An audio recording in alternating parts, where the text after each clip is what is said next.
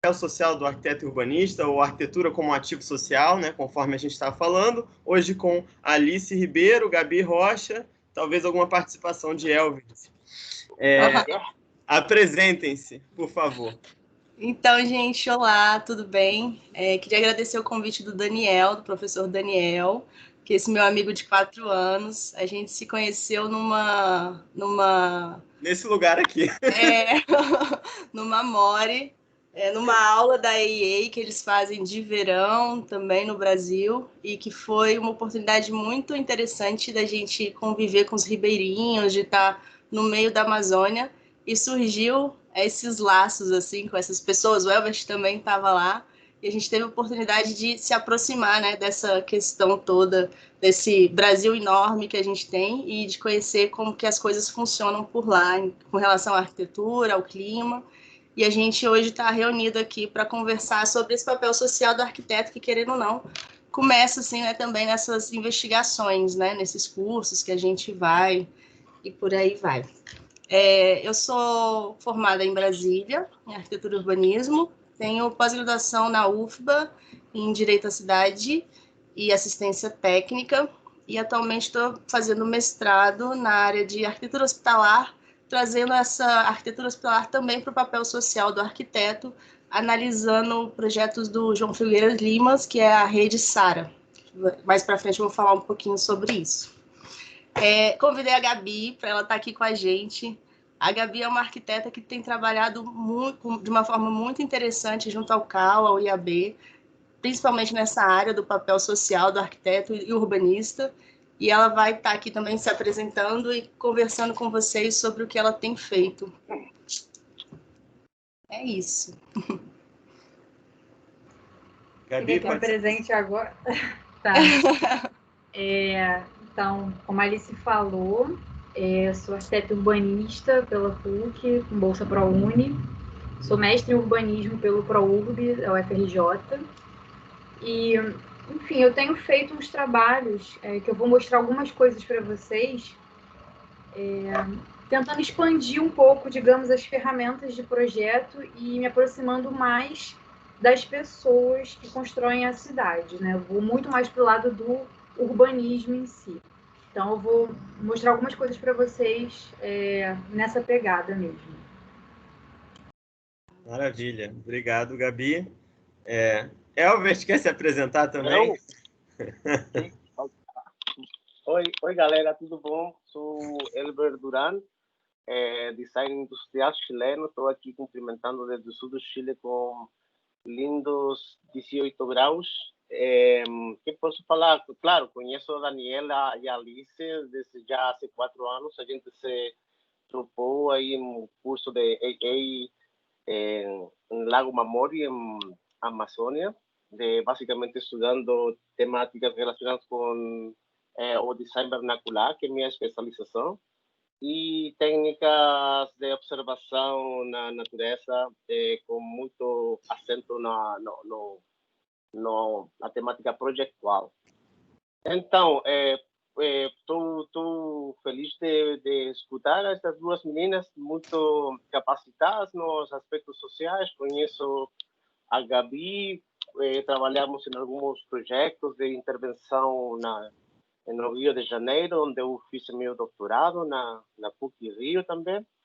E, como falei, a Alice é grande companheira. Também com o Dani hemos trabalhado em alguns projetos. O professor Daniel me tem assistido em algumas traduções que eu tenho tido feito para meus estudos de doutorado. Então, acho que vai estar bastante interessante esta conversação. Desejo a vocês sorte. Um grande abraço. Tá bom, obrigado, Elbert. Podem começar a apresentação de vocês, já estamos sendo gravados. Tá e ótimo. A gente vai seguindo. No final, só vou pedir uma coisa. No final, que vocês separem 30 minutos para que a gente converse. Mas, assim, o tempo é livre. Eu falei que era 1 hora, mais ou menos, de apresentação e 30, né, de conversa. Mas, se estiver fluindo, vai, entendeu? A gente não tem muito problema. Hoje é sábado, não é horário de aula, não tem essa pressão, então tá tudo certo. Tá ótimo. Bom, vou começar apresentando para vocês, vai ser mais uma conversa mesmo sobre o que é esse papel, né, social do arquiteto e urbanista, e passando por alguns conceitos de uma forma bem sucinta para que vocês possam também ter referência para aprofundar depois, né? Eu começo aqui trazendo para vocês uma frase do Vila Nova Artigas, que é um arquiteto curitibano, que ele fala que a arquitetura é a arte com finalidade, né? Então, o Artigas ele teve um papel muito importante na arquitetura, porque ele começa a questionar de uma forma muito ferrenha e baseada em várias percepções o que era a arquitetura moderna, né, e como ela estava sendo inserida na cidade, né? Ele traz esse questionamento de que os arquitetos eles devem se aproximar da massa popular e a arquitetura seguir esse anseio por uma cidade mais igualitária. A partir daí, a gente vê que esse ato de arte com finalidade, a gente vê que o construir ele tem esse papel social, né? A gente procura olhar a cidade com responsabilidade social e atendendo as gerações de agora e as futuras também, né? Então, a gente é responsável por essa construção do futuro. Então, a gente tem que construir em harmonia com o entorno, né? O ideal é que a gente passe essa aprendizagem, esse compartilhamento dos saberes, para que as outras pessoas também possam construir algo interessante, né? E dentro desses questionamentos também, e dessa finalidade da arquitetura, e dessa forma de transpor, né, gerações, é interessante combinar as técnicas tradicionais também com as técnicas modernas, né? Aqui nas imagens tem o conjunto habitacional do SECAP, em Guarulhos, que é um projeto do Vila Nova Artigas, e aí vocês já começam acho que essas imagens, elas estão bem fixadas na nossa cabeça de como foram esses conjuntos habitacionais, né? Por isso que eu comecei por essas imagens que são mais recorrentes, de certa forma. E também essa imagem do Artigas, que é o arquiteto debruçado, né, na prancheta, tentando resolver todas essas questões e comunicar mais com a cidade também. Dentro dessa questão de combinar técnicas tradicionais e pesquisa com relação aos nossos antepassados, né? Eu trago uma referência que é o Johann van Lengen.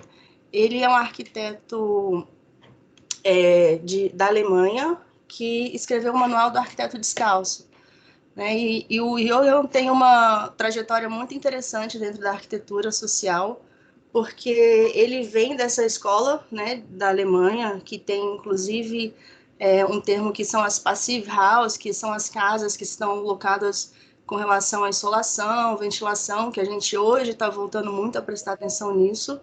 E o Johann, ele teve a oportunidade na década de 70, quando o Brasil estava tendo essas expansões desses conjuntos habitacionais grandes, né, de estar em Salvador, em Alagados, que é uma comunidade que também tem essas casas em palafitas, para ajudar na ou remoção das pessoas ou adaptação das casas ao contexto que se via, né, naquela situação em Salvador, em 73. E o Johann, quando ele chega lá, ele fica muito admirado com a criatividade das pessoas, que elas estavam realmente já fazendo as suas casas da forma que elas entendiam que aquilo fosse funcionar. Então, ele faz um questionamento, assim, né, que como eu chego aqui tentando impor uma arquitetura que as pessoas já estão resolvendo de uma forma muito interessante, né? Ele, a partir daí, ele vê que ele pode transferir o conhecimento dele solucionando alguns problemas. Então, ele começa a ver problema estrutural e tentar ajudar nesse sentido, mas não de impor algo que fosse completamente diferente. Depois desse tempo que ele teve no Brasil, ele foi trabalhar para o México, na cidade do México, e aí ele escreve o livro Manual do Arquiteto Descalço, onde ele leva essas questões todas de autoconstrução, mas com assistência técnica, que são as formas certas, né, de você começar uma construção. Então, esse manual dele é muito interessante para quem não conhece, acho que vale muito procurar ver se tem até na internet, ou alguém que possa emprestar, ou até mesmo adquirir, porque ele traz todos os fundamentos de uma construção, né, e principalmente relacionadas ao ambiente, ao terreno, às aberturas de ventilação. Aqui tem um videozinho bem curtinho, que eu vou tentar passar para vocês, que o Johann foi entrevistado no Manual de Sobrevivência do Século XXI, que tem alguns episódios no YouTube. Esse é bem interessante, vou passar só um pedacinho para vocês entenderem o trabalho do Johan. Me avisem se está aparecendo aí.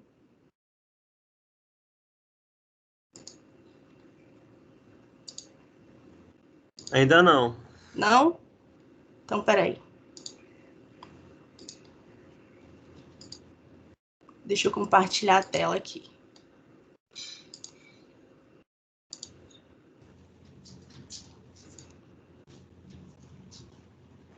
Aqui, gente.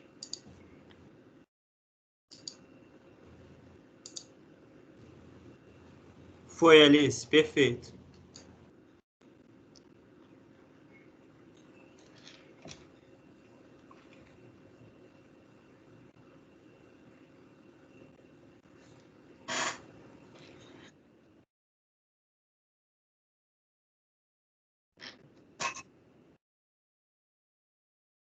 Alice, eu acho que só não tem o áudio. Se você quiser Áudio narrar baixinho, enquanto né? eu estiver passando o vídeo, porque geralmente costuma ter esse problema. Vê agora.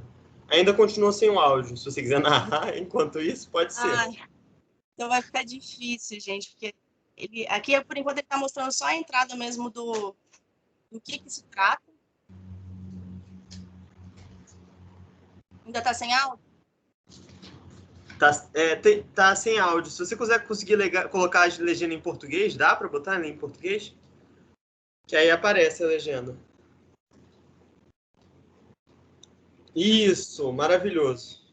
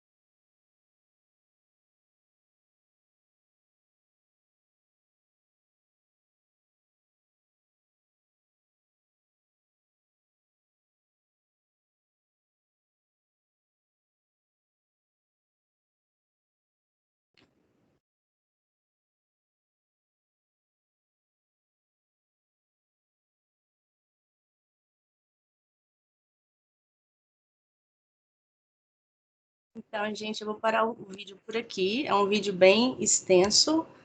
Vou deixar também o link para que vocês depois possam ir, né, dar uma olhada mesmo no restante do vídeo. E vou passar para continuar a apresentação que a gente estava tendo aqui. Mas o que eu quis trazer do Tibá foi exatamente essa relação, né, do homem com o entorno e as formas que a gente tem para poder só carregar uma cópia, para poder trabalhar no espaço, né? Enquanto carrega a apresentação aqui, só para lembrar que o Tibá fica em Bom Jardim, pertinho do Rio de Janeiro. Então, quem tiver interesse, vai ter também o link do site do Tibá. Lá eles têm curso de bioarquitetura, de bambu, de agrofloresta, também de plantas alimentícias não convencionais, teto verde, e eles fazem, de bambu também, e eles fazem uma forma muito dinâmica de ensino. Você pode passar de 3 a 4 dias por lá. Inclusive, eles têm uma forma de bolsas, né, que vocês quiserem, de repente, ser um aprendiz do Tibá, pode ficar lá prestando um apoio para eles durante o mês, em troca de conhecimento, que é muito interessante também. Então, esse é o Johan, ele tem uma responsabilidade social como arquiteto, assim, muito interessante.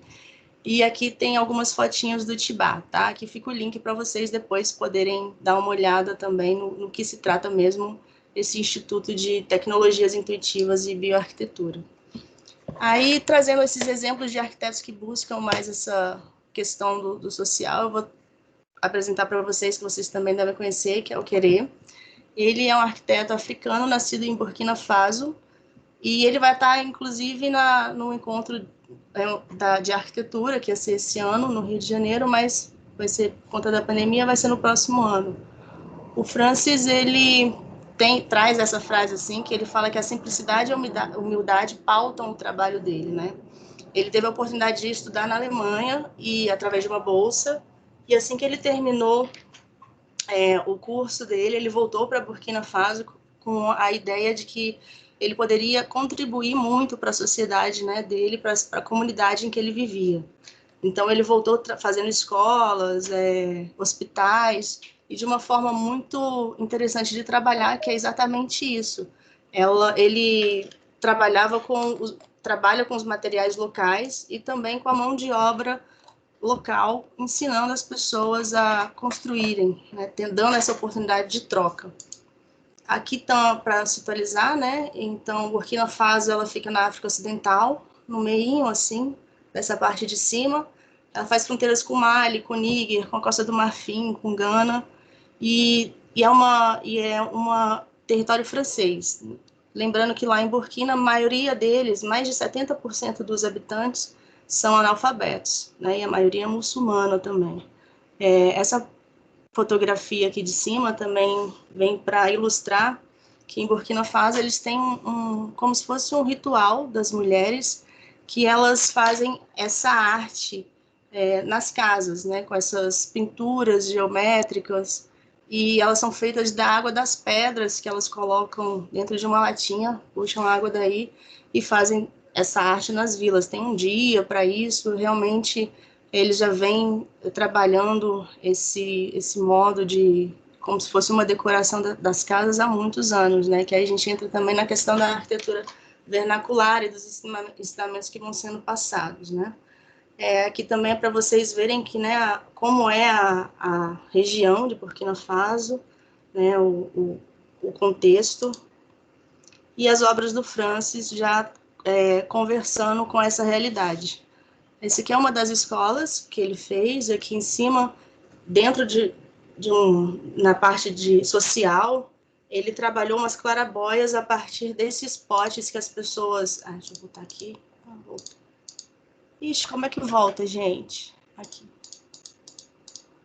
Esses potes de barro, aqui que as mulheres estão carregando, e ele utilizou como clarabóias na parte de cima da construção. Então, ele traz essa iluminação através de algo que eles já tinham lá, que não teve que buscar o material em outro lugar, né? É um projeto super interessante também, ganhou algumas teve algumas premiações. Esse também é uma outra escola, onde ele também trabalha com materiais locais, né, esse fechamento todo com essas madeiras que são provenientes do local também, muito preocupado com essa parte de insolação também, ventilação, por conta do clima, trabalhando de uma forma muito natural. Já aproximando mais da gente, é um exemplo de outro arquiteto que também trabalhou muito na área social, é o João Figueiras Lima, que é o Lelé. A área dele já é arquitetura hospitalar, né? Vocês devem conhecer a Rede Sara. Eu acho que no Rio de Janeiro tem uma Rede Sara, mas ela não é dentro do Rio. E, na verdade, a Rede Sara ela começou com a Sara, né? Sara Kubitschek, esposa do presidente Juscelino, e antes da inauguração de Brasília, onde ela e as suas amigas, elas tratavam de tentar se reunir para ajudar mulheres que precisavam de cuidados durante a gestação, né, durante os problemas com câncer feminino. E a partir daí, quando o Juscelino Kubitschek ele se torna presidente, ele pega essa ideia da Sara e transforma, que era da Associação das Pioneiras Sociais, e transforma no que a gente chama hoje de Rede Sara, que são hospitais de atendimento de pessoas com dificuldade de locomoção e neurológicos, né, e problemas neurológicos também. É uma sumidade, não existe nada parecido no mundo com o que foi feito, com o que é feito hoje na Rede Sara. E o João Figueiras Lima, o Lelé, ele era um arquiteto bem completo, ele entendia muito da parte de estruturas, de instalações, e ele traz para a gente um conceito que é que o arquiteto ele tem que ser como um clínico geral, né? Uma frase dele é que ele acha que a gente não pode se especializar tanto, até pode, né? Mas a gente tem que ter esse conhecimento geral para poder aplicar todas as soluções interessantes de uma construção e entender muito do projeto. Então, a gente tem aqui algumas imagens da Rede Sara do Lago Norte, em Brasília.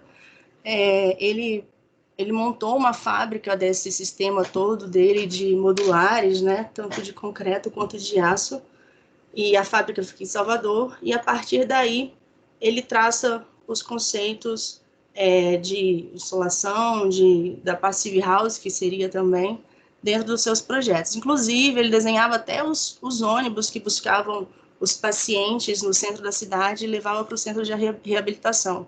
Então, acho que dos arquitetos que a gente estuda, o Lelé, ele é um arquiteto que entende muito, muito, muito de detalhes construtivos, de tudo que faz com que a arquitetura realmente aconteça, né? E ele sempre tem isso também, de não esquecer essa arquitetura humanizada, né? Então, os espaços têm muita luminosidade, obras de arte, cor, para que as pessoas se sintam realmente acolhidas, principalmente num momento como esse, que tem a ver com a recuperação dos pacientes. Essas imagens são do Sara de Fortaleza, né, que já tem também estrutura metálica, mas a gente observa aqui, por exemplo, essa é uma piscina de reabilitação, inserida junto com um jardim, com esse pé direito super alto, entrando toda essa luminosidade, né, torna muito mais agradável de estar do que um espaço confinado. E aí, por vários outros exemplos também, né, a gente vê que a arquitetura ela está ligada ao desenvolvimento social e econômico e que vem dessa nossa observação do lugar, né? Então, a partir dessa nossa observação, a gente pode propor espaços qualificados, acessíveis, trazer um impacto positivo para as pessoas. Nessa imagem, eu trago o projeto do Alejandro Aravena, no Chile, que ele também recebeu muitos prêmios com relação ao pensamento dele para comunidades mais remotas. E nesse projeto ele deixa um espaço para que as pessoas possam intervir futuramente na construção. Então, no que a gente chamaria de puxadinho, você ainda permite que o que ele está propondo seja modificado de acordo com o que as pessoas que morem necessitem, né? E possam querer, de repente, aumentar e transformar. Lógico que existem algumas observações sempre ao que foi feito, mas ele vem muito fortemente pensando em como solucionar essas questões de moradia, né? Serve também para a gente como um exemplo muito interessante. E aí eu trago para vocês um pensamento que é o seguinte: a gente está dentro da área de conhecimento das ciências sociais aplicadas, né? Então, a arquitetura já passou pela área das exatas, humanas, e hoje a gente, junto do direito, administração, serviço social, estamos, né, nas ciências sociais aplicadas, que seria exatamente isso, a gente estudar o aspecto humano e fazer essa intervenção na cidade de uma forma a melhorar e a entender o que tem acontecido nessa nossa evolução. De encontro com isso, né, dessa questão social, a gente tem um pensamento do Pierre Bourdieu, que foi um sociólogo francês, que ele trata assim, né, fazendo uma analogia da cidade, quais são os agentes, né, de transformação, como é que são as estruturas da cidade, como é que uma se comporta diante a outra. O pensamento dele vai pautar muito assim o que a gente pensa com relação aos direitos sociais e às transformações da cidade. Eu vou deixar esse linkzinho também para vocês aqui, porque ele tem um videozinho muito legal, dizendo como é o pensamento do Pierre Bourdieu, e depois vocês podem se aprofundar mais, que vai servir muito para uma análise, né, mais para frente do que é o papel do arquiteto. Esse é o livro dele, onde ele fundamenta essa parte de estrutura da cidade. E a gente chega numa parte de perguntar assim, né, então, diante disso tudo, hoje em dia, para quem que estão sendo feitas essas cidades, né? A Denise Morato, que ela faz uma leitura a partir do pensamento Bourdieu em alguns ensaios, ela fala disso, que a gente, nós como arquitetos, a gente está historicamente atuando nas sombras de um profissional, né? Quase artista, construindo para uma arquitetura mais elitista, né? Não trabalhando tanto o que a gente teria como responsabilidade social. E essas cidades foram acontecendo e chegaram no momento que a gente começa a questionar para quem que são essas cidades. Então, acho que a gente tem como papel social que a gente pode contribuir com a disseminação de ideias, de valores, né, de resultados de qualidade de vida, de justiça e de equidade, né? A gente tem que lembrar que a gente tem esse compromisso com o espaço urbano e com o coletivo. Hoje o Dani trouxe para a gente o nome da palestra, assim, né, arquitetura como ativo social, né? O que seria isso? A gente fez pensar assim, que o ativo social é um modo que a gente tem de solucionar ou amenizar essas desigualdades que a gente tem visto assim, tão crescentes, principalmente agora, nessa época de pandemia, que essa desigualdade ficou muito latente, né? Como que a cidade sofre, como as pessoas sofrem e como isso reflete na nossa sociedade, né? Querendo ou não, todos esses aspectos de solução ou de proposição de soluções estão ligadas às políticas públicas. Então, elas vêm em conjunto com o que a gente tem que ir atrás para que as coisas possam realmente mudar, né? Aqui, então, com base nesse conhecimento das políticas públicas, a gente pode exigir dos gestores ou, né, fazer uma força para que aquilo seja mudado, para que a gente tenha uma outra leitura do que está sendo proposto. Eu até coloquei uma frase aqui, que eles precisam ser provocados por demandas e propostas da sociedade. Então, isso tem que vir da sociedade como um todo. Hoje, o CAL, ele destina 2%, falando em políticas públicas, né, o CAL, ele destina 2% do orçamento dele para financiar iniciativas de assistência técnica em habitação social. Através das JATIs, que são jornadas de assistência técnica, e outras formas também, o CAL tem ido muito de encontro com essa vontade de que dentro das políticas públicas estejam inseridas as questões de cidadania, da cidade, de transformação, né? Atualmente, assim, agora para as próximas eleições, eles apresentaram uma carta manifesto com 170 propostas para promoção da cidade, né, junto aos vereadores, aos políticos que vão começar a ter algum motivo para apresentar suas ideias, né. Isso vem de encontro com a agenda que também fizeram, que é a Agenda Rio 2030, que é um projeto pós-pandemia, né, como é que a gente vai trabalhar a cidade depois disso tudo que a gente vem passando. se valendo dessas leis de assistência técnica, aí eu vou entrar onde eu atuei um pouquinho durante 2 anos em Salvador, que foi junto da Universidade Federal da Bahia, nesse programa de pós-graduação, que eles chamam de residência técnica, né? De residência, arquitetura, urbanismo, mais engenharia. Eles fizeram um convênio com a prefeitura e com o Escritório Público de Salvador. O Escritório Público de Salvador, ele funciona dentro da Secretaria de Infraestrutura e Obras, onde a gente trabalhava demandas da cidade. Então, as pessoas que tinham alguma necessidade, não só de habitação, mas também de questões urbanas, ambientais, elas cadastravam as suas demandas e a gente, em grupos, depois de uma seleção feita pela UFBA, a gente trabalhava aquela necessidade para, através da assistência técnica, promover algum instrumento para que eles pudessem realmente entender como eles podem adquirir uma verba para realização e realmente lutar pelo aquilo que eles estavam procurando, né? Então, o Escritório Público de Salvador é muito interessante, apesar de ele ser pequenininho, ele existe desde 2001 e a pessoa pode pode ir lá se cadastrar e conversar com o profissional. Esse profissional vai no local onde a pessoa mora, faz um levantamento e leva a ela alguma solução plausível para o questionamento que ela tem. Tem engenheiros trabalhando também, e ele, inclusive, recebeu um prêmio há pouco tempo por essa dedicação, né? Já tem mais de 5.000 projetos de família de baixa renda que foram atendidos através do escritório.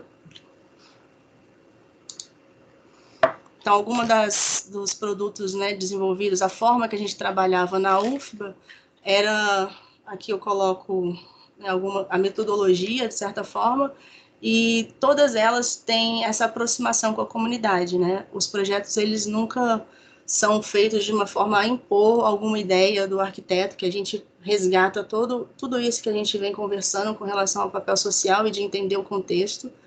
E toda essa aproximação, ela acontece de uma forma muito, muito interessante para que a gente tenha, né, realmente algo que vá funcionar e servir para a necessidade das demandas, né, e de quem está recorrendo a essa assistência. Nisso a gente realmente está falando sobre o que hoje tem sido muito dito, que é o direito à cidade, né? Isso faz com que a gente reflita assim, mas, poxa, o que é o direito à cidade, né? A gente tem direito, é o direito, né, que a gente relaciona ao direito, né,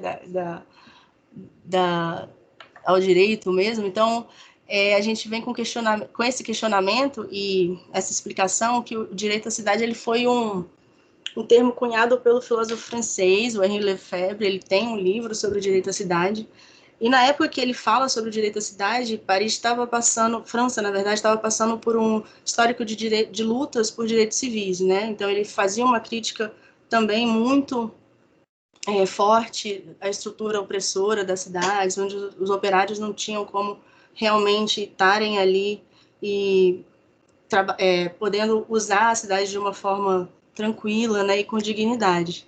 E aí eles traduzem o livro do Lefebvre na década mais ou menos de 70, onde o Brasil passava por um movimento migratório muito grande do campo para a cidade, os assentamentos urbanos já tinham crescido, quer dizer, o crescimento das camadas populares, né, estavam um crescimento muito descontrolado, e eles pegam essa forma de direito à cidade e eles traduzem como infraestruturas para que a cidade pudesse ter essas melhorias e serem trabalhadas no âmbito dessa relação de quem usa e o que é oferecido. A gente tem aqui o Instituto Polis também, que ele fala muito sobre o direito à cidade e que tem textos muito interessantes para que vocês possam aprofundar a leitura, né? E aqui ele fala no final que o direito à cidade é um direito humano e coletivo, que diz respeito tanto a quem vive nela hoje, quanto às futuras gerações, que aí também é aquele pensamento do arquiteto observar e, né, e fazer com que o que ele está propondo hoje continue sendo proveitoso para quem habita a cidade, para quem precisa realmente dessa relação com a cidade.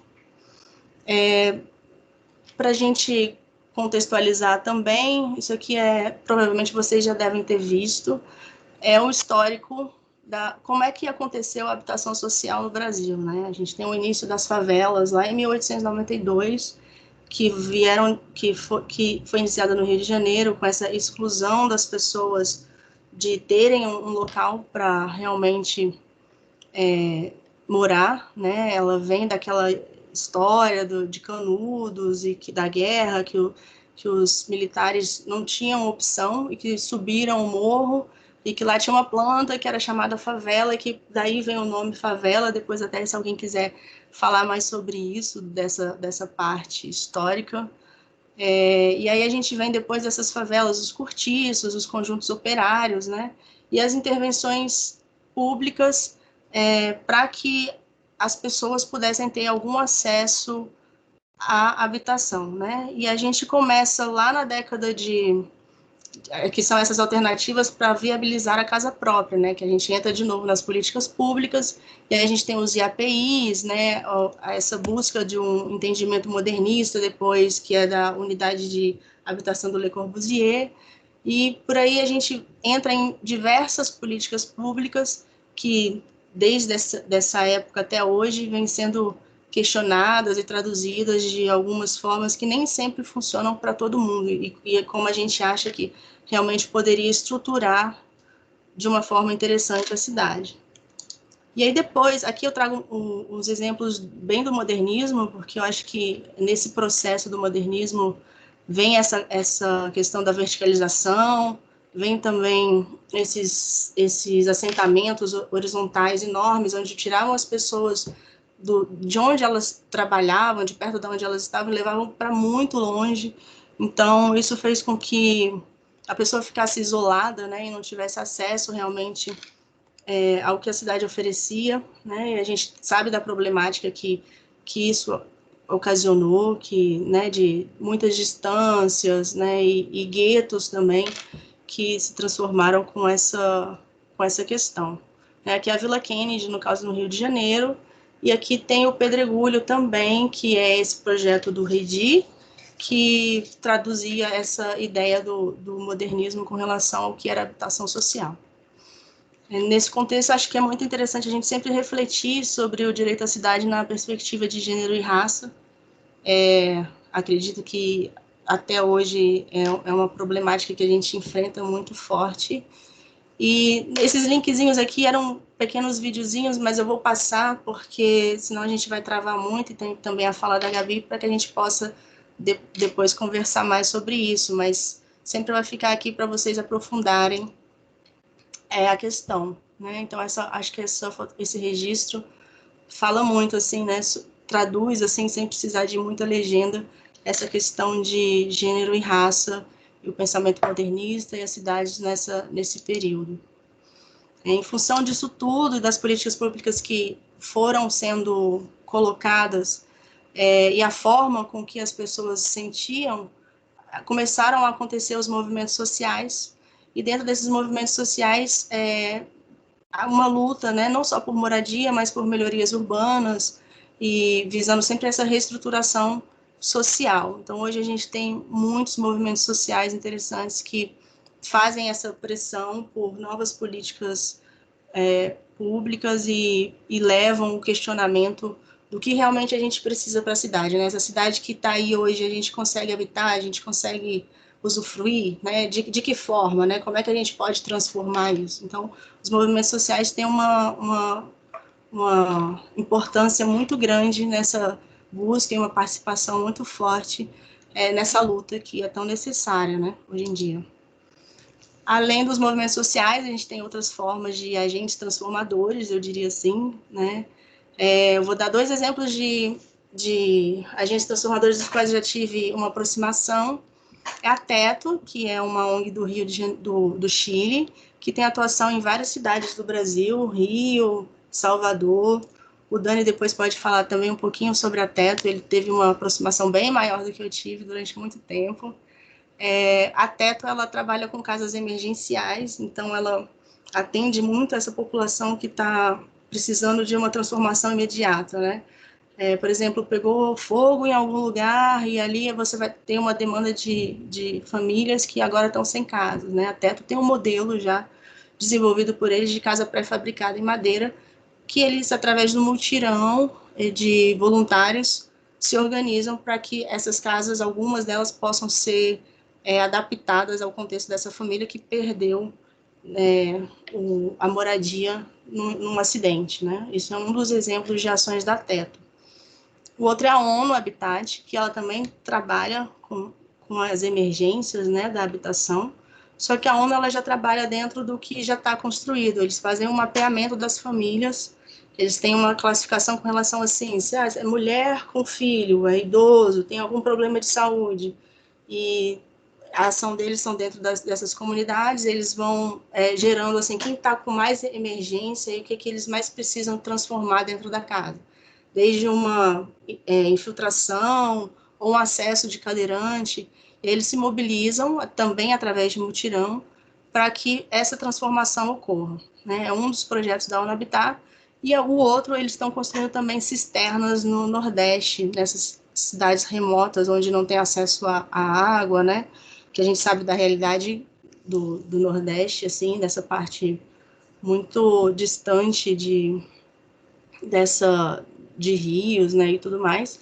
E eles têm feito cisternas para solucionar um pouco essa demanda por necessidade da água, né? Então, são projetos super interessantes também, que, apesar da pandemia, a ONU já tem previsão para, a partir de abril, turmas começarem a se inscrever para que possam agir, né, junto deles nessas melhorias, nesses pontuais, né, que eles conseguem atender.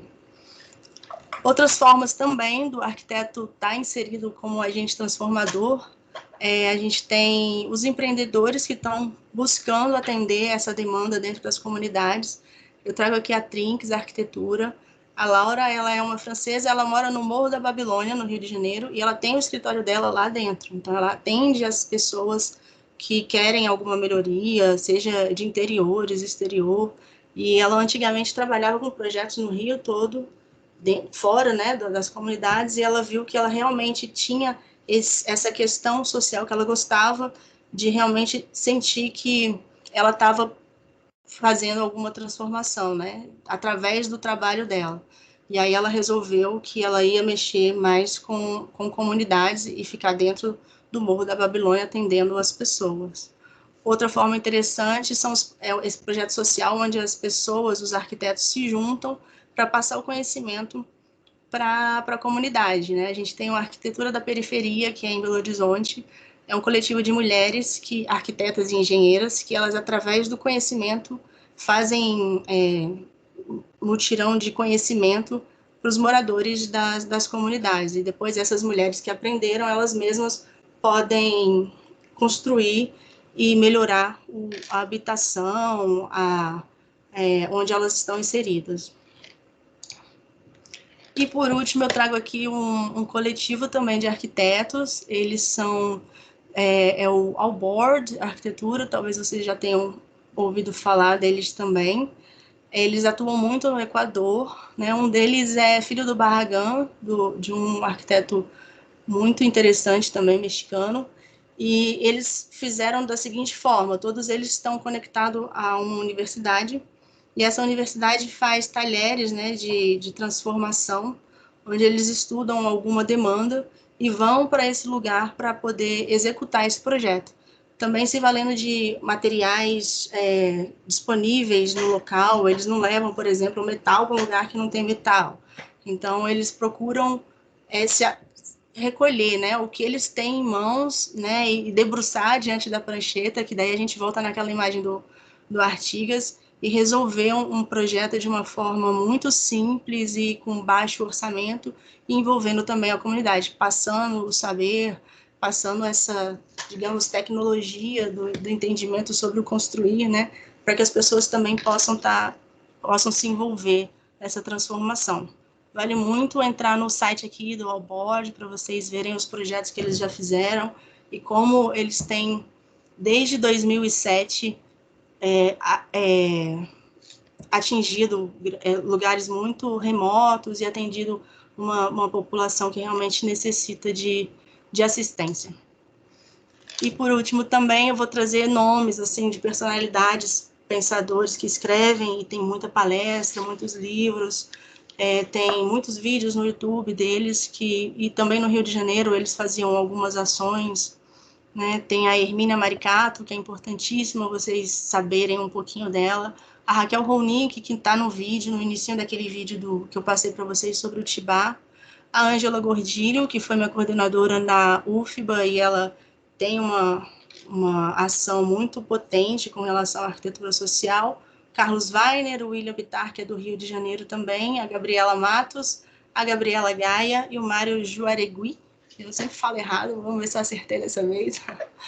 Ele é o autor do projeto do Alemão, dos teleféricos, né, que assim, a gente tem algumas ressalvas com relação ao projeto, mas ele tem vários outros pensamentos de uma forma de estar inserido nessa transformação urbana e social também. Então, vale muito a pena pesquisar a respeito deles.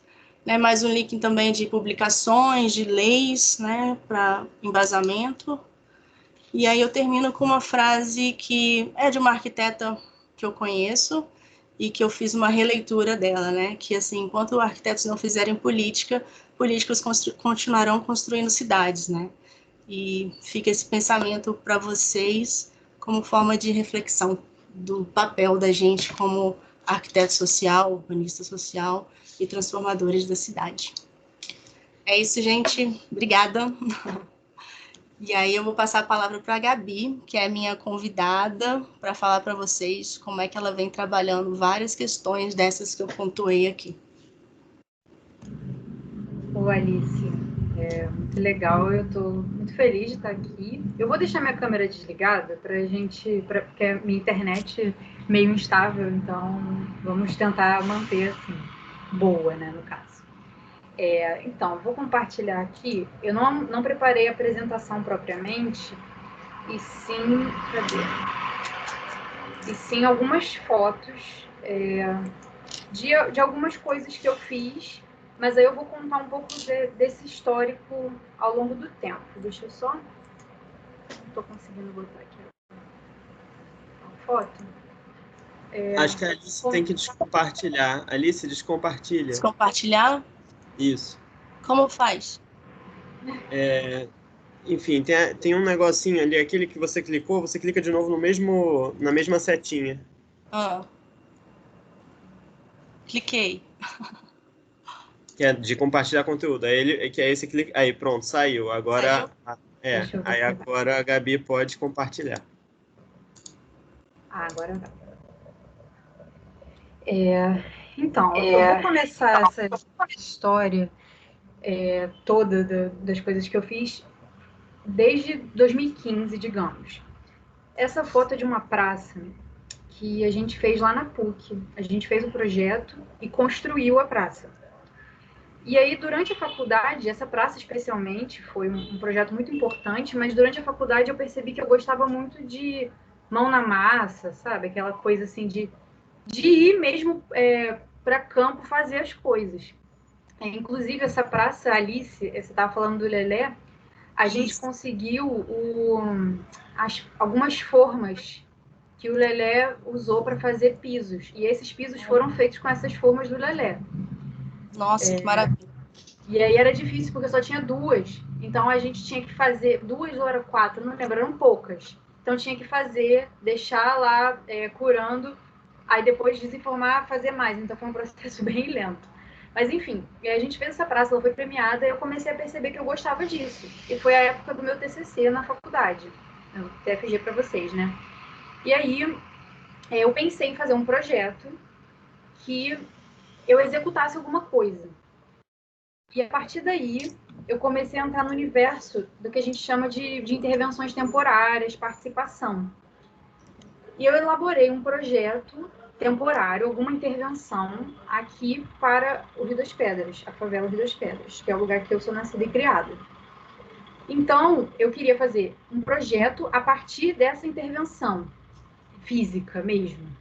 E aí eu fiz algumas coisas lá com material da PUC, material doado, eu fiz bancos. Deixa eu passar aqui. Vou tentar comecei a fazer umas ações que remetessem a coisas que eu gostaria de fazer efetivamente na praça. A gente chama isso até de urbanismo tático. Eu não sei se vocês já ouviram falar disso. Mas nessa época eu estava descobrindo esse universo. Então, eu fui fazendo essas ações em 2 praças que tem coladas, uma de frente para a outra, praças inclusive do Favela Bairro. E aí a gente fez atividade com as crianças, oficina de extenso, doação de livros e várias coisas. E aí a gente viu como elas ocupavam. E o que foi curioso nisso tudo é que eu tinha um pré-projeto, né? E quando eu fiz esse pré-projeto, eu tinha uma coisa na minha cabeça. Eu acho que é legal isso aqui, para esse lugar. Só que aí, conforme eu fui conversando com as crianças e com as pessoas, eu fui vendo... deixa eu correr um pouquinho. Eu fui vendo o quanto eu realmente estava errada. Tipo, na minha cabeça, uma coisa era muito boa. E quando eu fui perguntar para as crianças o que elas gostavam, elas deram uma resposta totalmente diferente. E aí eu comecei a perceber que a gente precisa muito conversar com as pessoas, né? Escutar as pessoas para entender um pouco mais da perspectiva delas, para aí então a gente conseguir fazer projetos mais efetivos. Esse vídeo está no YouTube, depois eu posso passar uma série de links para o professor, para ele passar para vocês, se vocês quiserem assistir mais. Enfim, a gente começou a perceber essa ação das crianças. Aí, quando, no final desse ano aí, do meu TFG, eu conheci o Labit. Deixa eu ver aqui, como que eu faço para passar? Aqui.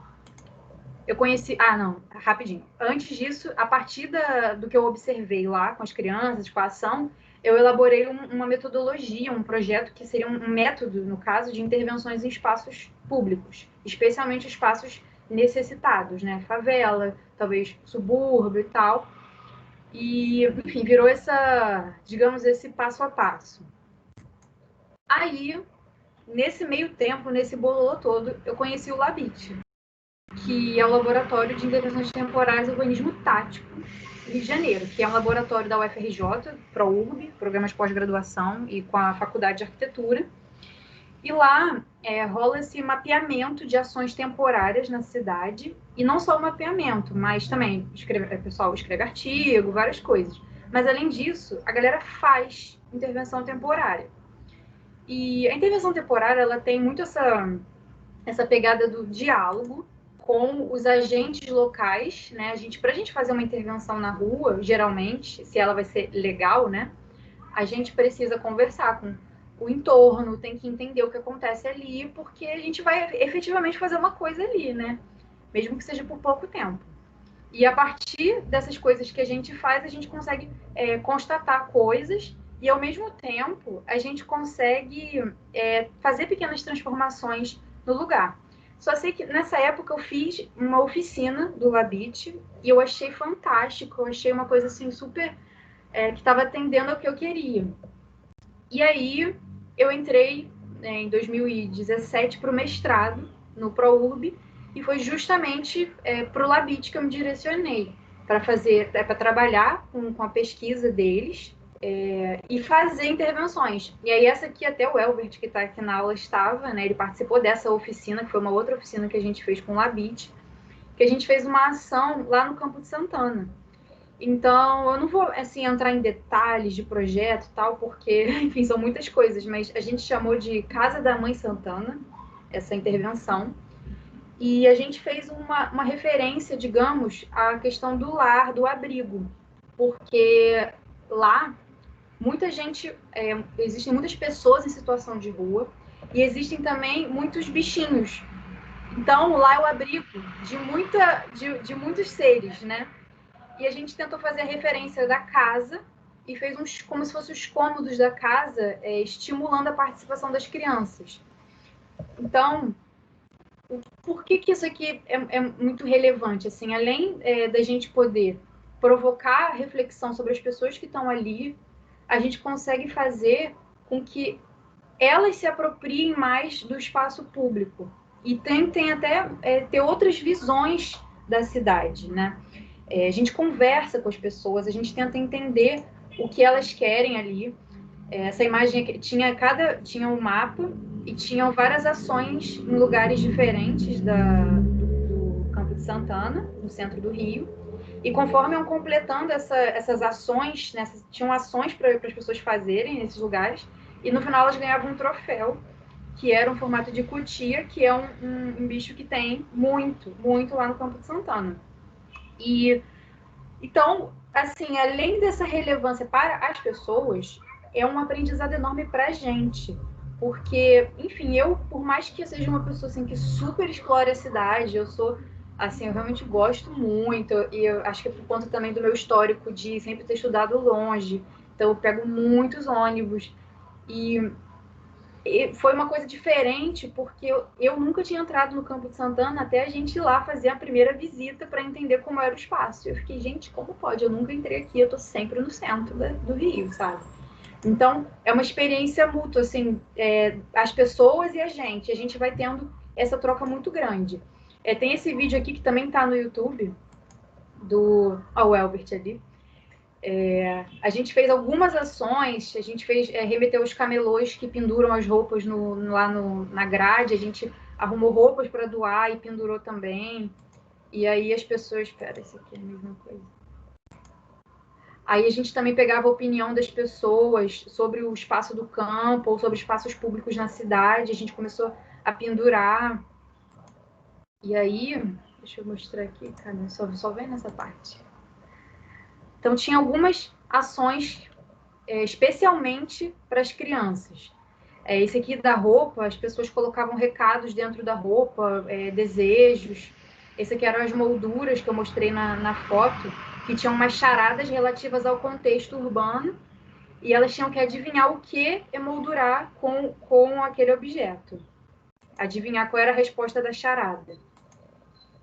Aí, deixa eu correr um pouquinho mais. Deixa eu ver o que mais tem. Tinha também o jogo da memória, relativo ao Campo de Santana. Deixa eu correr aqui. E aí o Labit participou também. Olha, tem vários projetos do Labit, mas eu trouxe mais especificamente o Casa da Mãe Santana.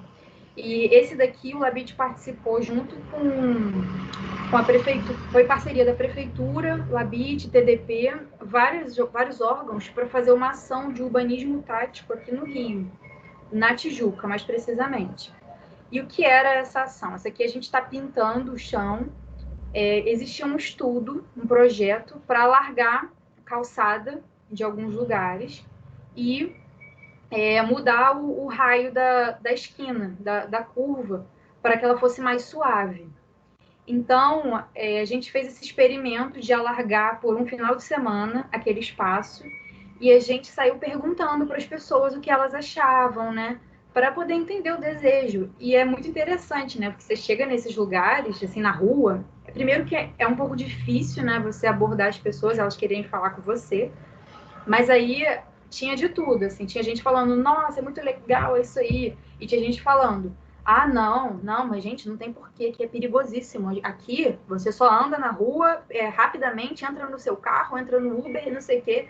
Então, assim, a gente tem várias opiniões e é interessante escutá-las, até porque muitas vezes a maioria vai totalmente contra o que a gente acha que é super legal. E aí, em paralelo ao Labit, como eu fiz algumas intervenções também por mim mesma, mas aí veio uma oportunidade. Eu estava com um trabalho com duas amigas, arquitetas, que a gente estava fazendo consultoria, uns trabalhos assim, para subúrbio, para favela e tal. A gente até chegou a fazer uma casa na Rocinha.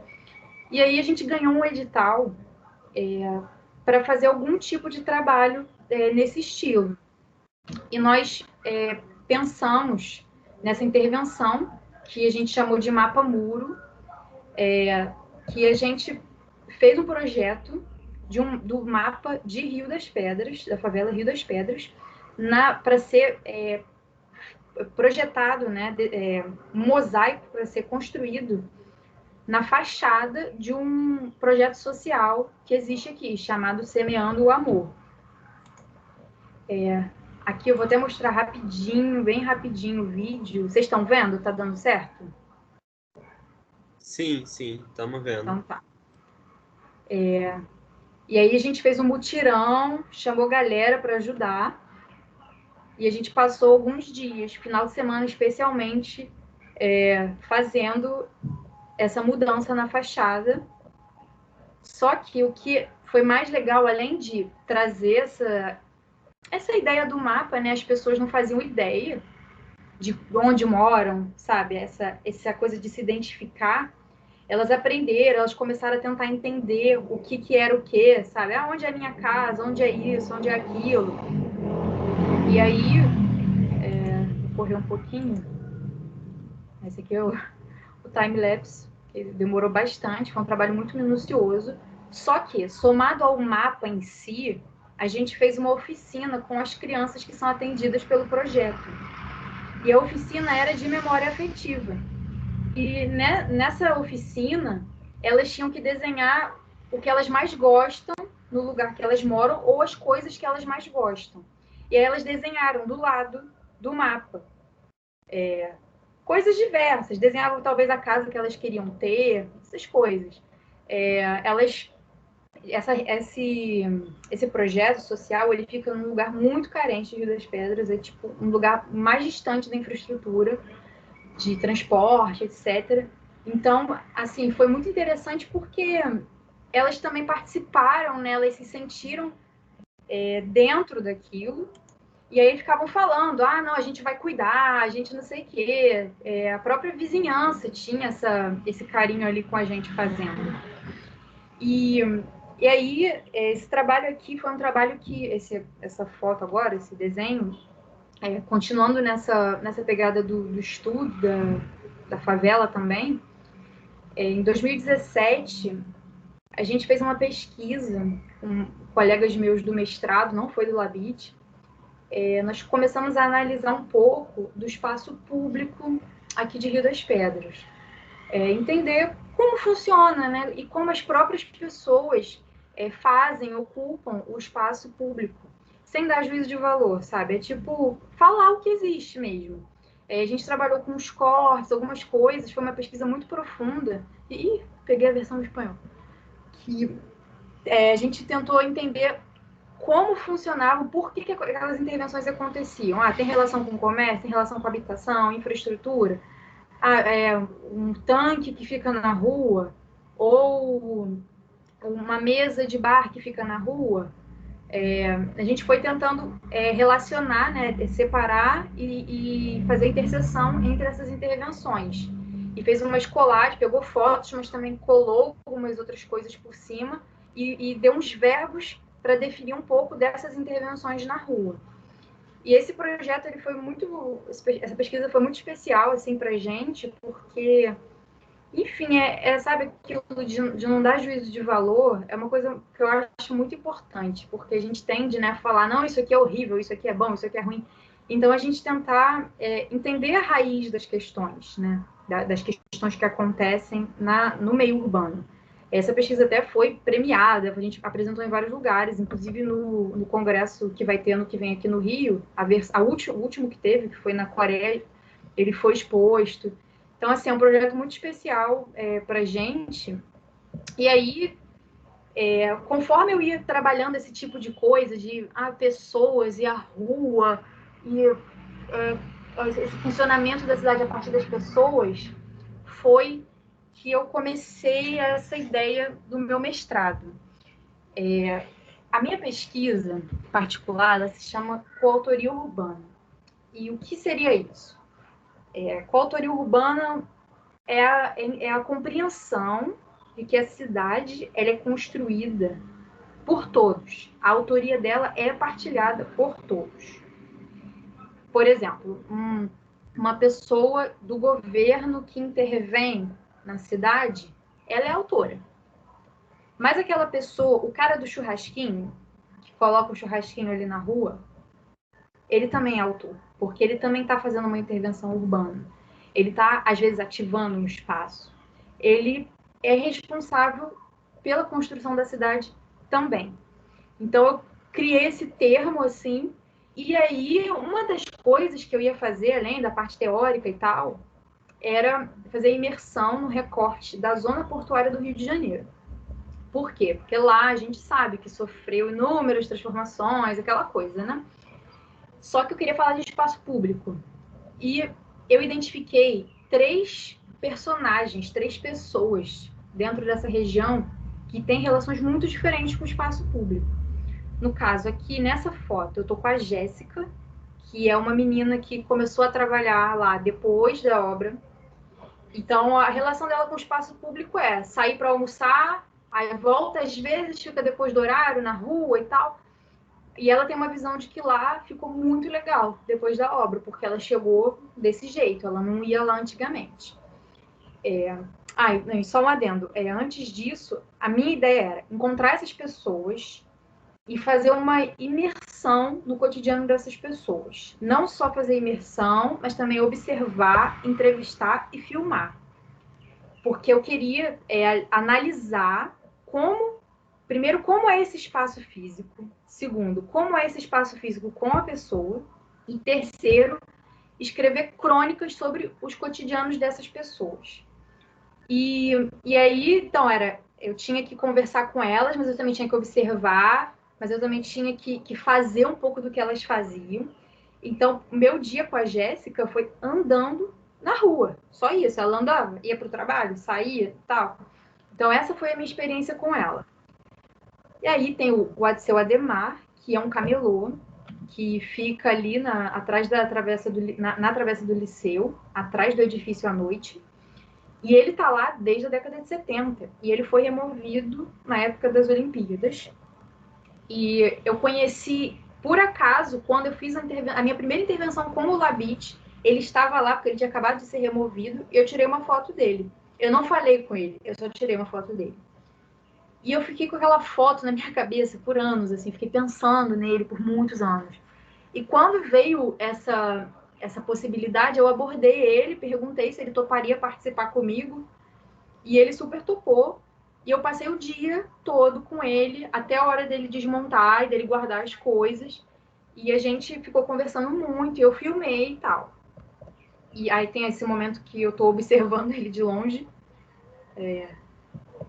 E a terceira pessoa foi o Davi, que é um produtor cultural que faz um evento uma festa chamada A Cara Jazz, que fica no Largo da Prainha, ali também, né, na região da praça, na zona portuária.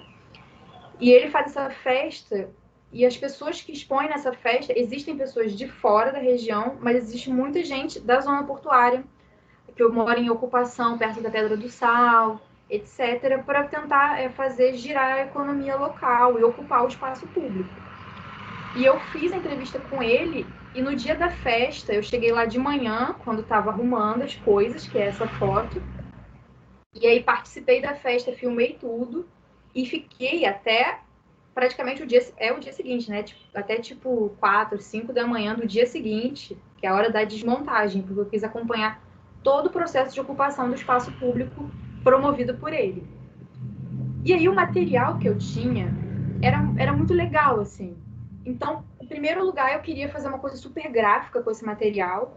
Eu fiz essa análise, né, deles, esse entendimento, que virou esse livrinho. Ele está disponível na internet também. Só que eu não queria só isso. Por quê? Porque, gente, assim, as pessoas não têm paciência de ficar lendo, ainda mais dissertação de mestrado. Tinha 300 páginas esse negócio. E aí eu fiquei pensando, como fazer, né? E como vocês viram, desde o meu TCC, eu tenho um envolvimento com o vídeo. Eu gosto de filmar, eu gosto de fotografar. Praticamente todas as fotos desse livrinho aí da dissertação são minhas. Então, eu tenho esse envolvimento. E o vídeo, ele é sempre uma ferramenta, assim, que faz com que mais pessoas consigam acessar o seu conteúdo, né? É uma coisa mais palatável, é uma coisa mais fácil. E é interessante, né? Então, conforme eu fui caminhando, fazendo esses vídeos, fazendo todas essas coisas, eu queria fazer um videozinho também para a dissertação. Só que o conteúdo era tão legal, e um amigo meu foi comigo filmar no Amor, porque, enfim, não tinha recursos, era eu e esse meu amigo.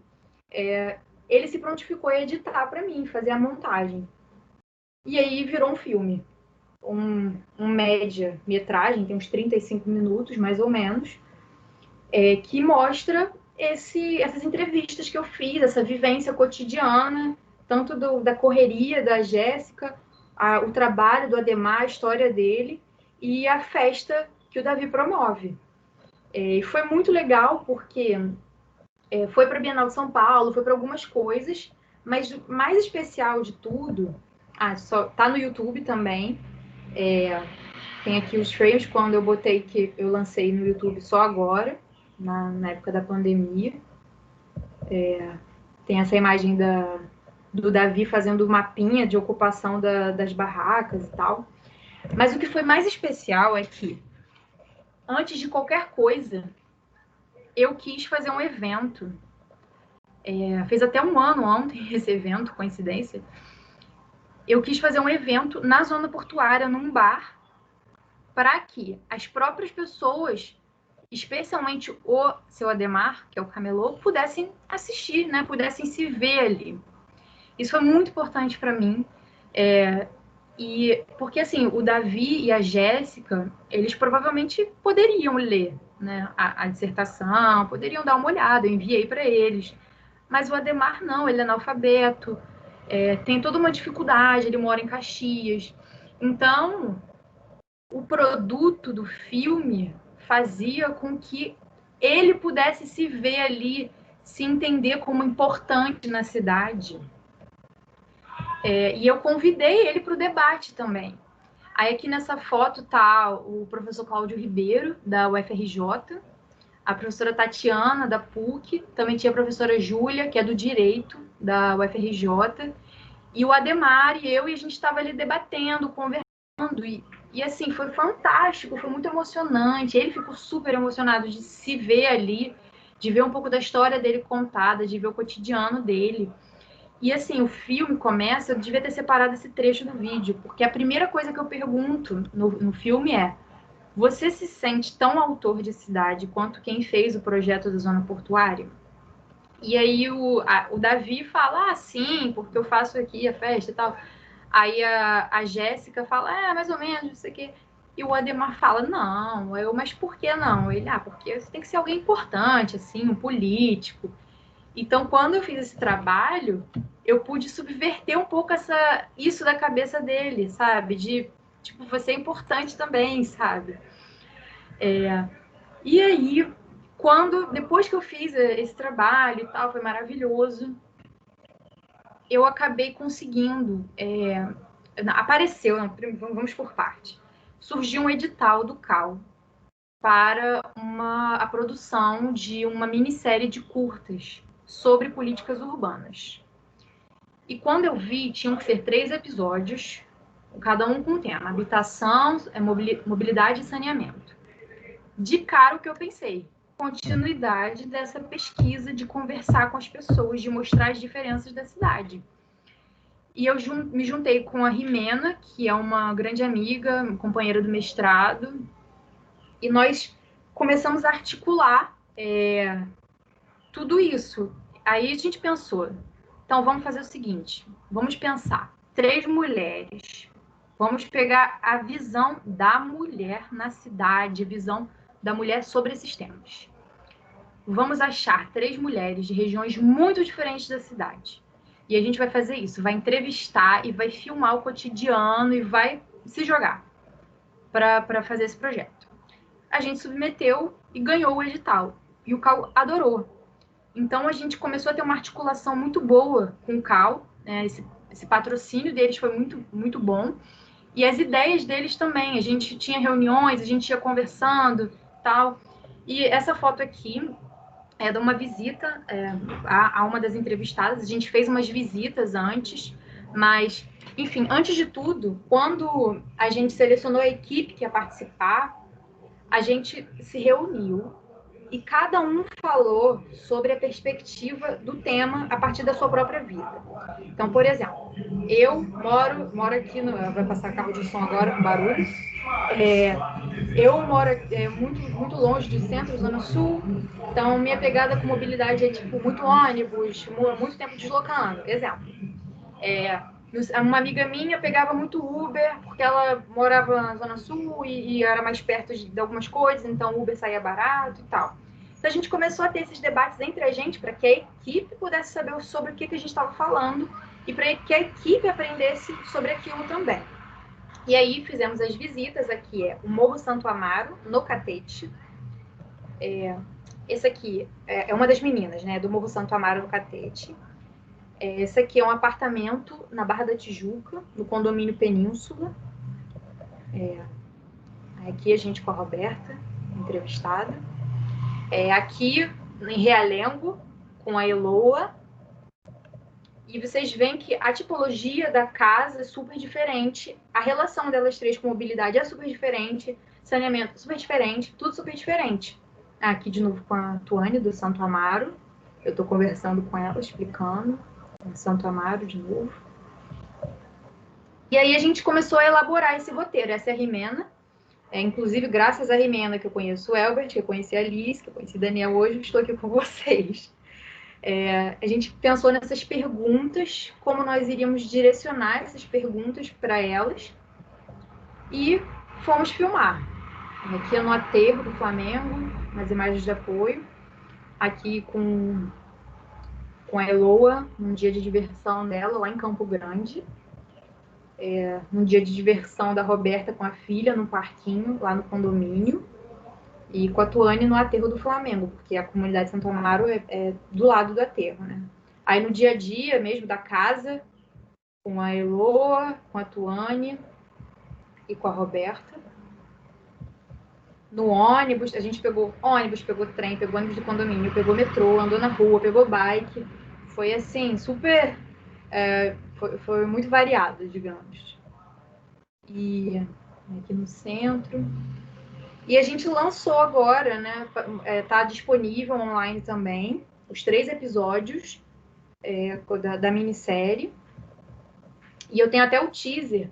E assim, uma coisa que foi importante dessa minissérie ela mostra, ela não fica falando assim, ai, olha, aqui, pobre coitado, aqui, maravilhoso. Não.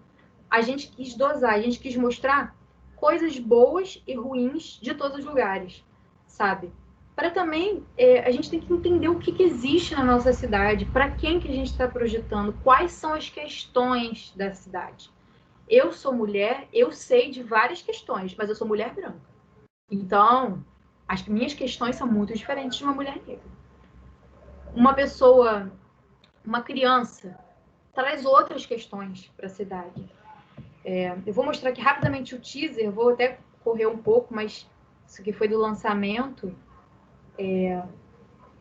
que a gente... E vai ser sem áudio, infelizmente. Eu acho que esse aqui tá sem a legenda. Mas, assim, todos os episódios estão no YouTube.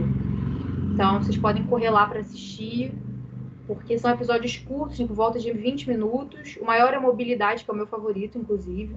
No de mobilidade, a gente contabilizou quanto tempo elas levaram nos deslocamentos diários delas. A gente passou um dia, assim, se deslocando, né, com elas, nos deslocando com elas. E quanto tempo elas levaram, quantos quilômetros se deslocavam, porque, por exemplo, a Roberta da Barra, ela trabalha no centro, então a Barra é distante do centro. A Tuane, ela mora na favela Santo Amaro e, ao mesmo tempo, tem muitas coisas boas perto, infraestrutura, metrô, sabe?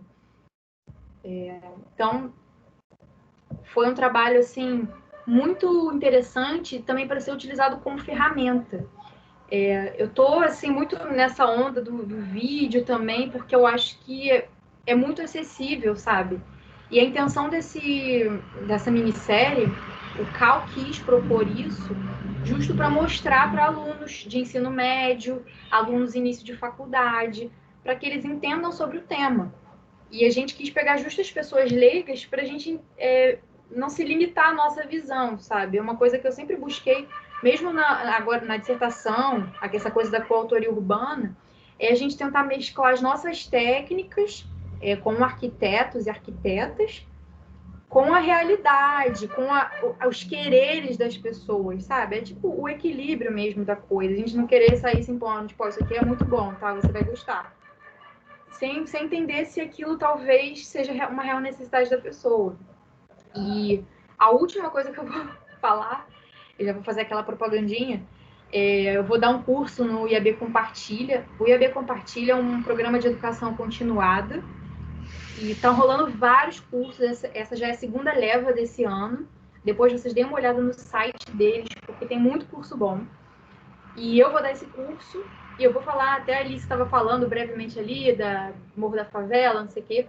Eu vou falar um pouco sobre isso, sobre histórico, eu vou falar sobre a ocupação da rua. Algumas das coisas que eu mostrei aqui, eu vou me aprofundar no curso, para a gente conversar sobre a rua mesmo, né? Porque a gente tem o costume de falar só da casa e tem que entender que relações a casa tem com a rua.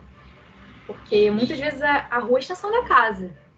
Então, enfim, eu vou finalizar com essa minha pequena propaganda e depois vocês deem uma olhada, se vocês tiverem interesse e tal, só buscar IAB Compartilha, tá? E é isso, gente. Se vocês tiverem perguntas, essas coisas, eu encerrei a meu compartilhamento de tela. Sim, tudo certo. Então Muito tá. obrigado. Foi um prazer enorme, Gabriele. Gabriele, né? Vou chamar de Gabi. Enfim, foi um prazer.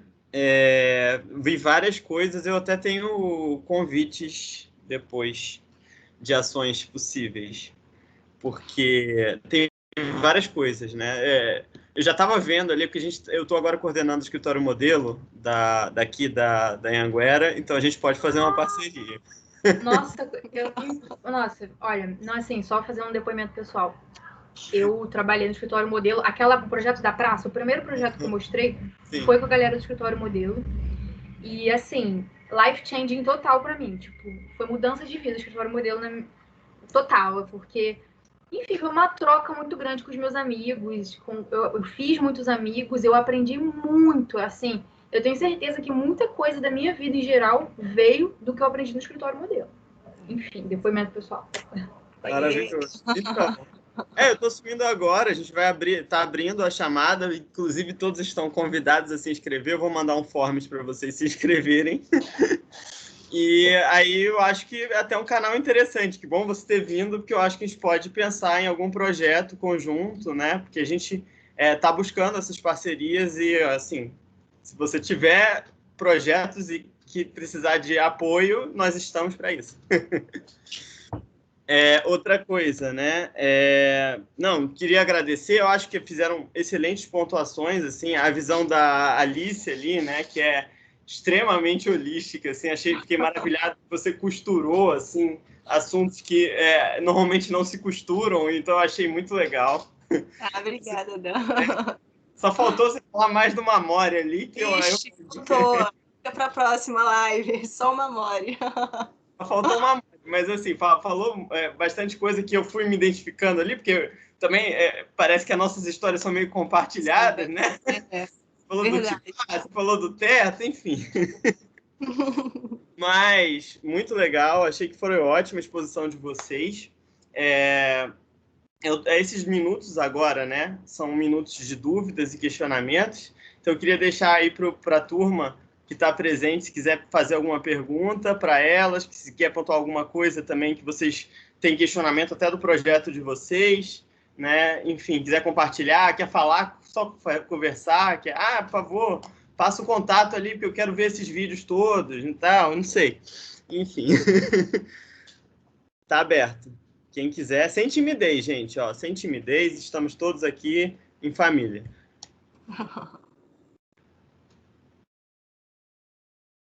Cadê o Elbert, né?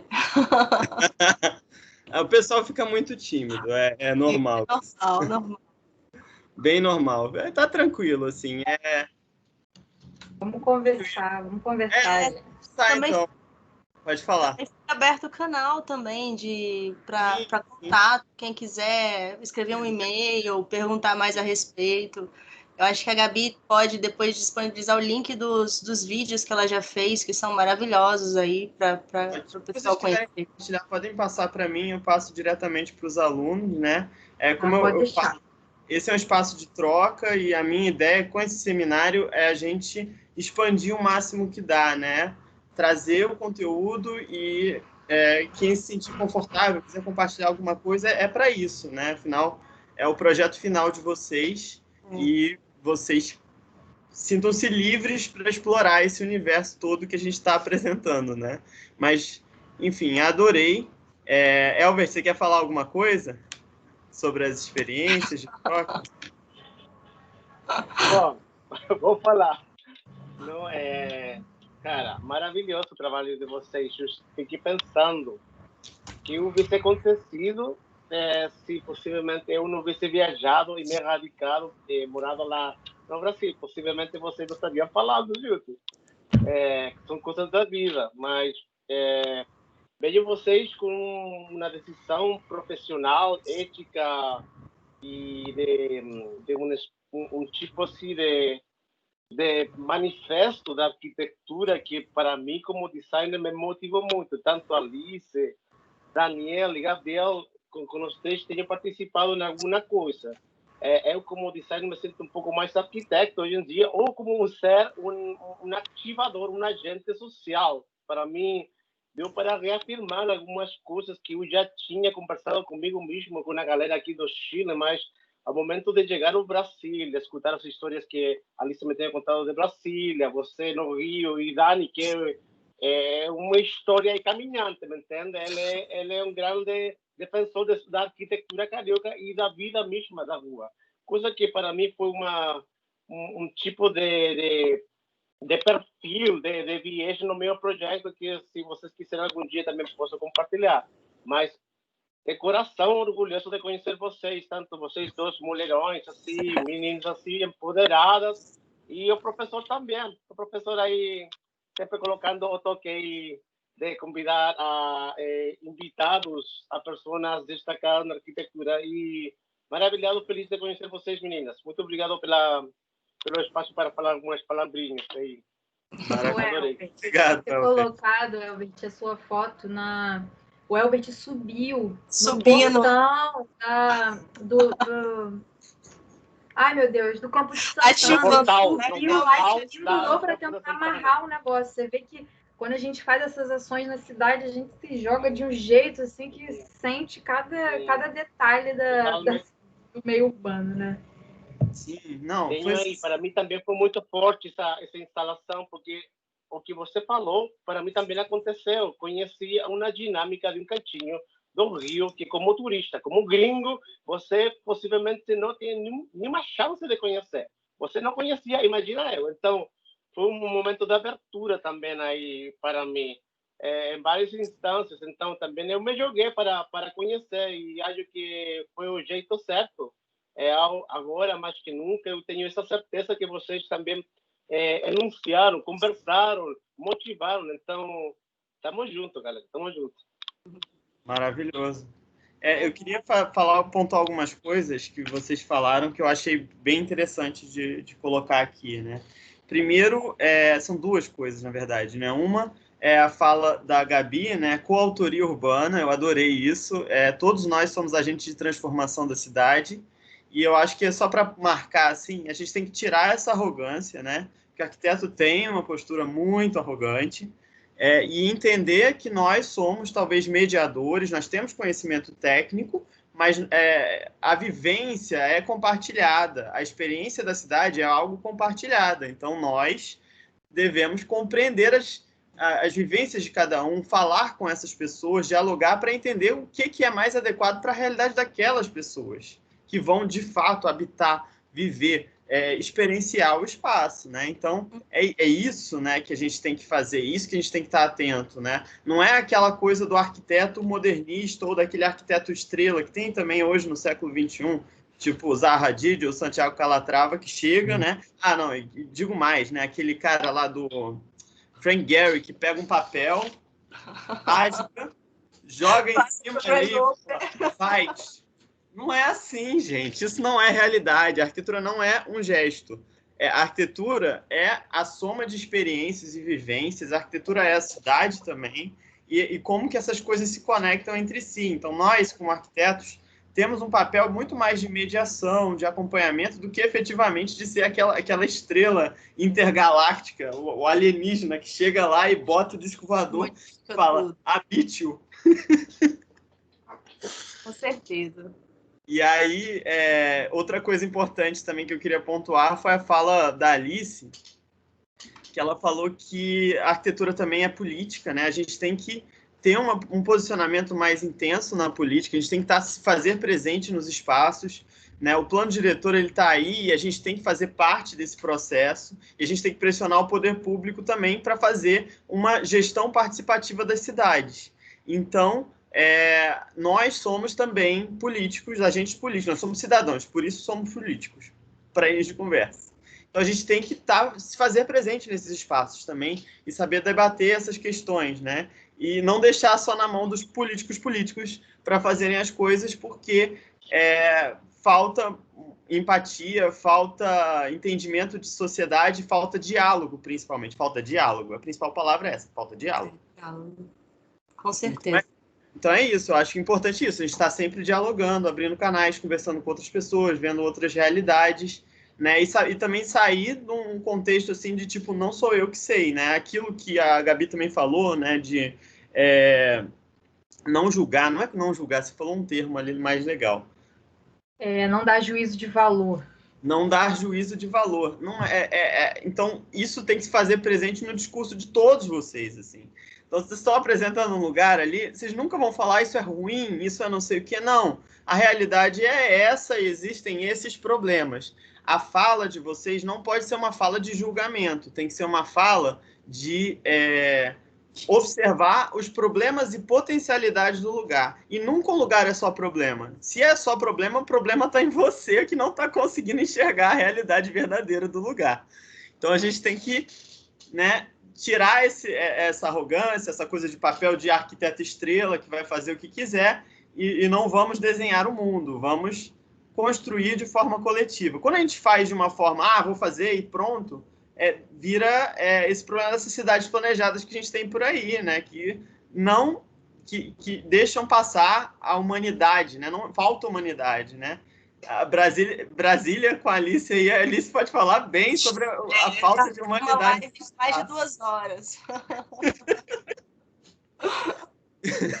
Então, a gente tem que pensar assim sobre esse viés, né? E consultar as pessoas, falar com as pessoas, entender a realidade.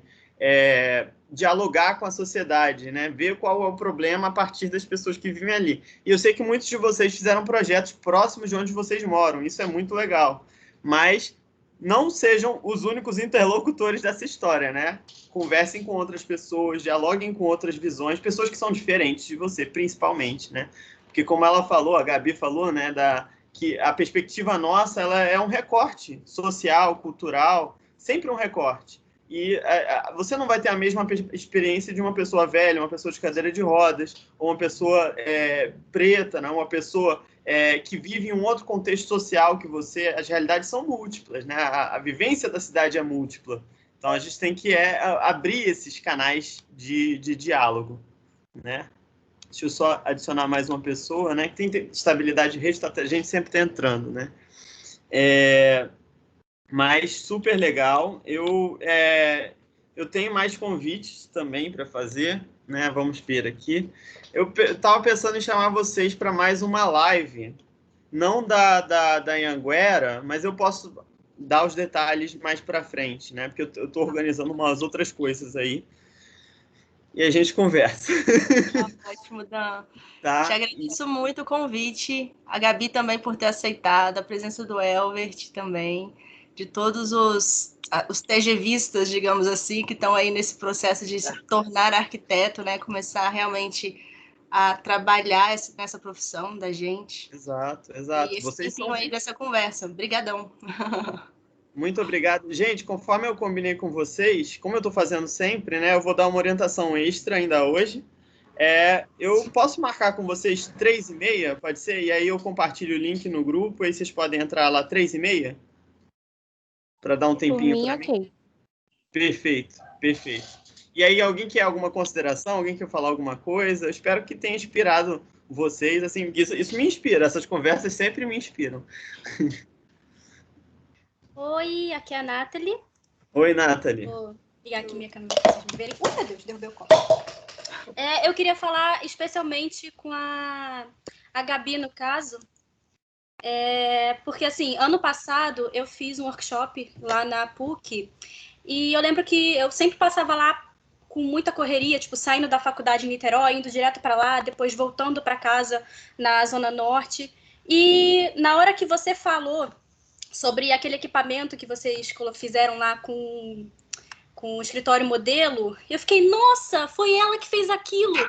E, tipo, aquele equipamento é algo que, tipo, muda completamente a visão da gente quando a gente passa por lá, chama muita atenção, e eu acho que esses equipamentos fazem muito bem para a visão que a gente tem da cidade, essas coisas assim comunitárias também, como aquele projeto que você falou na comunidade. Tipo, eu moro numa comunidade e, tipo, eu vejo a importância que tem da gente dar mais voz para as pessoas que moram aqui.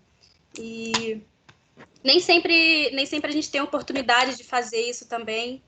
Enfim, eu só queria parabenizar e falar que achei muito legal mesmo. Ai, que bom. Não, e assim, detalhe que era um estacionamento. Onde é essa praça, era um estacionamento. E assim, eu tenho muito carinho por essa praça, não só por ter sido projeto, isso aqui, mas pelo que ela virou depois. Tem muito professor que dá aula lá, várias coisas. Mas assim, a gente fez essa praça num sol de janeiro. E lá não tinha, porque essa estrutura agora tá até mais coberta de plantas e tal, tá fazendo sombra. Mas, cara, ai, gente, desculpa, carros de som aqui onde eu moro. Faz parte. Gente, eu dando aula, passando várias vergonhas. Gente, na live outro dia do Cal, gente, desculpa, eu tipo, morrendo de vergonha, mas é isso aí.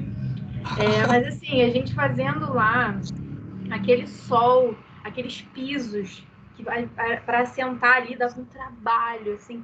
Então, assim, tem literalmente o suor ali. E isso dá uma coisa a mais, né? Um carinho, assim, a mais. Fazer o projeto é legal, mas construir a coisa, pô, é mais legal ainda, sabe? Construir também, ver que isso fez uma mudança na vida das pessoas, que você falou, é completamente gratificante isso. Nossa, é muito. Foi uma oportunidade, assim. Tem que se agarrar nessas oportunidades. Com certeza. Eu fazia parte do teto, né? Que nem a Alice falou. Eu fiquei 3 anos. Eu me imergi dentro ali. Eu estava na coordenação de diagnóstico e avaliação.